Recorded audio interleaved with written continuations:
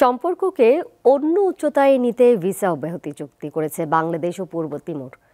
এছাড়া office consultation সংক্রান্ত একটি সমঝোতা স্মারকেও সই করেছে দুই দেশ।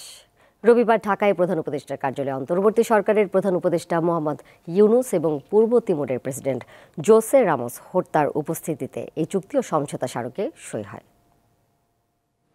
বাংলাদেশ সফরের দ্বিতীয় দিন ঢাকা ক্যান্টনমেন্টের সেনাকুঞ্জে গার্ড অব অনার দেয়া হয় পূর্ব তিমুরের প্রেসিডেন্ট জোসে রামোস হোর্তাকে। সঙ্গে ছিলেন প্রধান উপদেষ্টা ডক্টর মোহাম্মদ ইউনুস। পরে প্রধান উপদেষ্টার কার্যালয়ে বাংলাদেশ ও পূর্ব তিমুরের সরকার প্রধানের মধ্যে একান্ত বৈঠক হয়। আলোচনা হয় দুই দেশের সহযোগিতা বৃদ্ধির বিষয়ে।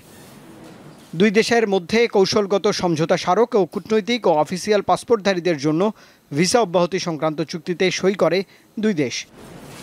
এরপর যৌথ সংবাদ সম্মেলনে অংশ নেন দুই রাষ্ট্রপ্রধান। বাংলাদেশের সঙ্গে বাণিজ্যিক ও অর্থনৈতিক সম্পর্ক জোরদারের আগ্রহ প্রকাশ করেন পূর্ব তিমুরের প্রেসিডেন্ট।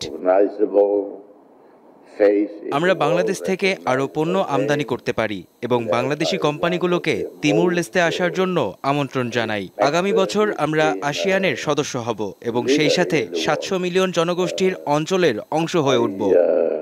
প্রধান উপদেষ্টা ডক্টর মোহাম্মদ ইউনুস মনে করেন, রোহিঙ্গা সংকটের শান্তিপূর্ণ সমাধানে পূর্ব তিমুর সহায়তা করবে।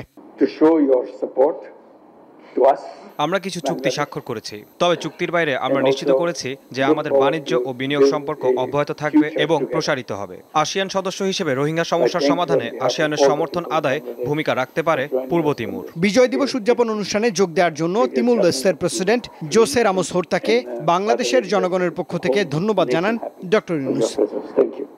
রুবায়েত হাসান, দীপ্ত সংবাদ, ঢাকা।